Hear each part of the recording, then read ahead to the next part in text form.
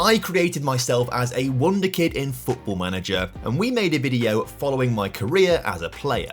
But when I retired from my playing days, my AI chose to become a manager. So today we're going to follow my career as a manager from start to finish, to find out how many trophies I can win, and if I become one of the best football managers of all time. But first, we need to look at my attributes, which are pretty mediocre at best. My preferred tactic is a 5-2-3, which actually, if I was a real-life manager, would probably end up being the tactic I want to play. Now, I retired from my playing career at the end of the 2041-42 season, but I don't actually get a job until the end of the 2044-45 season. I've signed with Barnet, and you might be thinking, Tom, after such an illustrious playing career, why are you joining a team in the National League? Well, you have to remember that this is now 20 years in the future from the modern day, and teams do tend to move around quite a lot. But I joined Barnet after they've just been relegated to the Vanarama National League South, so we really are starting right at the very bottom. Barnet's star man is Dave Grant, a centre-back with just 6 heading. And that seems to be a little bit of a theme for this team. They're not very good. In my first season in charge, I can only guide the Bees to 14th in the table, which is terrible for a newly relegated team. Now, as is customary in non-league football, pretty much the entire team changed for season 2, and things didn't get any better. Your eyes do not deceive you,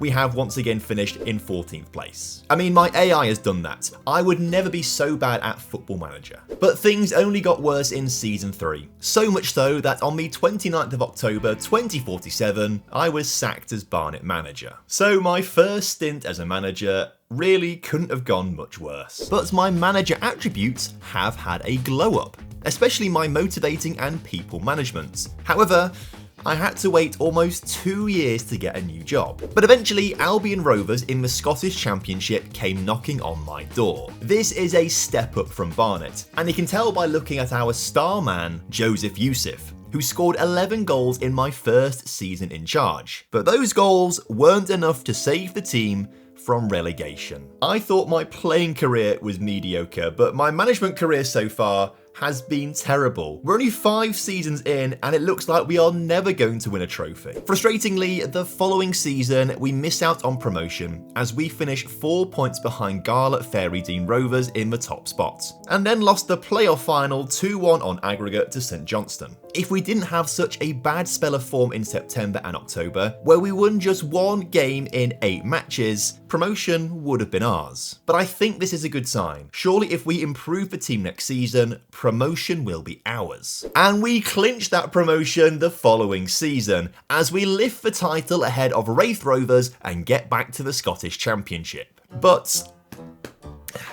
there is one thing I need to tell you. I left Albion Rovers at Christmas to join Charlton Athletic in the English Championship. Now, to be fair, this is a big step up, so the move is justified. It's certainly a way for me to have some progression in my career. However, there is one more issue. I got Charlton relegated by finishing 23rd in the table, which if I'm honest, it's probably not a good look, is it really? Although I did join the club when they were in 23rd position, so technically I've done a great job of keeping things consistent. My manager profile has also taken another leap forwards, as I've now completed my Continental A license. However, I do think the 18 people management is a lie, because less than 12 months after joining Charlton, I was sacked for losing the dressing room. I guess it's a good job though, because they did end up finishing 18th in League One, and they sacked the new manager before the season had even finished. So if anything, Charlton was a poison chalice, and it was maybe a bad idea to actually join there in the first place.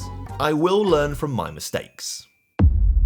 Yeah, so apparently I joined Luton Town in League One and somehow lost the dressing room within 4 months and got sacked. At this point, do I have to admit that I might be the problem? Anyway, 8 months after the Luton debacle, I take over at Cambridge United in my 10th season as a manager, and I guide them to 24th in the Championship, 18 points away from safety. In my defence, Cambridge were newly promoted and had the second smallest budget in the league. But I do appear to be creating a reputation for myself as a club destroyer. So if you click subscribe right now, I promise I will not ruin your club. You have the chance to save your team right now by pressing that subscribe button and commenting down below which team you support. Sadly, no Cambridge United fans subscribed because I took them to 17th in League One and I was then sacked after the final day of the season. Maybe England isn't for me. I mean, in my playing career, my most successful period of time was playing abroad in Germany at Eintracht Frankfurt. So I take my talents to Italy and become the Perugia manager in Serie B. This is a team that has spent some of its time in Serie A, and I think I'm the man to take them back to the top division. I mean, my manager attributes are certainly good enough, especially on the mental side. And we did manage to reach the playoffs by finishing 5th in the table, but lost the first round of the playoffs to Sampdoria, who finished 10 points behind us in the league. But at least we have a solid platform to build on. However, in my second season, we drop down to 10th in the table and miss out on the playoffs. So we make a marquee signing over summer in Andrea Lanzarotti from Inter Milan, a talisman on the left wing, and he helped us back up to 5th place in the table and the playoffs. This time we win the first round by beating Taranto 2-1, but then lost 3-1 on aggregate to Sampdoria again in the semi-finals. It's only been 3 seasons, but this is starting to get old. We need to get promoted soon. In my 15th season as a manager, we dropped slightly to 8th place, but that's still good enough for the playoffs, where we once again lose, but this time to Bologna. 4 seasons, 3 playoff runs, and no promotions. I am starting to think the board might get itchy feet and maybe sack me soon. Especially because we have a disastrous 5th season at Perugia as we drop down to 14th in the table, only avoiding the relegation playoff by 3 points. But the Perugia board are still keeping their faith in me. They haven't sacked me yet. And they still didn't sack me when I finished 14th for a second season in a row. Instead, they backed me in the transfer window, and we bring in a guy called Juan Manuel Hernandez, a Spanish striker with pace to burn. And with his goals, and my guidance, we get back to the playoffs as we finished 8th in the table, only to lose 3-2 to Triestina in the first round of the playoffs. For those counting, that is now 4 playoff failures. But I promise you, we will not fail in the playoffs next season, because we finished 13th in the table and don't make the playoffs. But I still haven't been sacked. Quite frankly, I don't know what's going on. Why have the Perugia board not sacked me? Essentially, I've taken them from being a playoff-capable team to more of a mid-table team that, on the odd occasion, make the playoffs. And this season was even worse, as we dropped back down to 14th place in Serie B. Quite frankly, I think the board are idiots for not getting rid of me. But this kind of faith is very rare in football.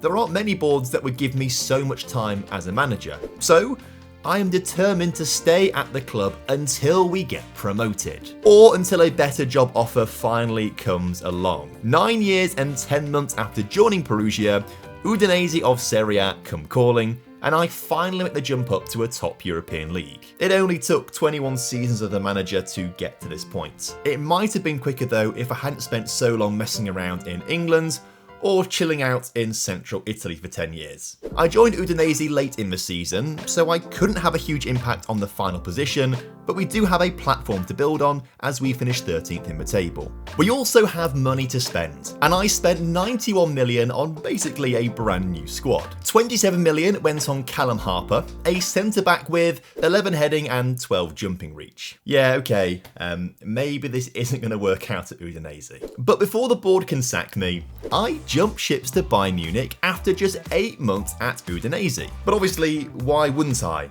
This is Bayern Munich. Kind of.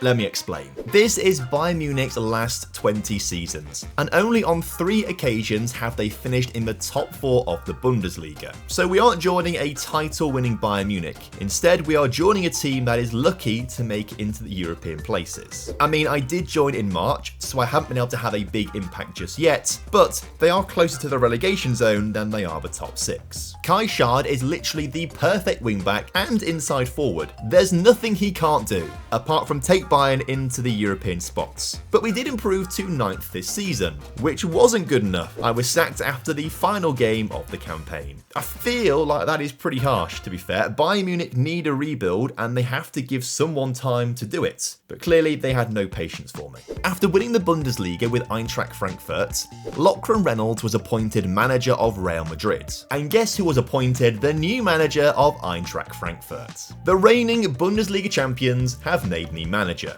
Remember, my best seasons as a player was when I was playing at Eintracht Frankfurt. So it is poetic that I'm now back at the club as a manager, and it would be perfect for me to now finally start winning trophies with the club. But maybe not this season, as we miss out on the Bundesliga title by a single point to Hoffenheim. If we just avoided defeat rather than lose 1-0 at home against them, the title would have been ours. So next season, we need to pin our hopes on Sam Lansbury, a very fast English striker with great finishing and composure. But he couldn't score enough goals, and we fall short by a long way, finishing 18 points behind Hoffenheim. I mean, you guys may have realised this from my player career video, but it's only just occurring to me right now that my AI persona might just be the biggest bottle job in all of football history. But Hoffenheim also won the DFB Pokal, which means we played them in the DFL Super Cup. And we beat them on penalties,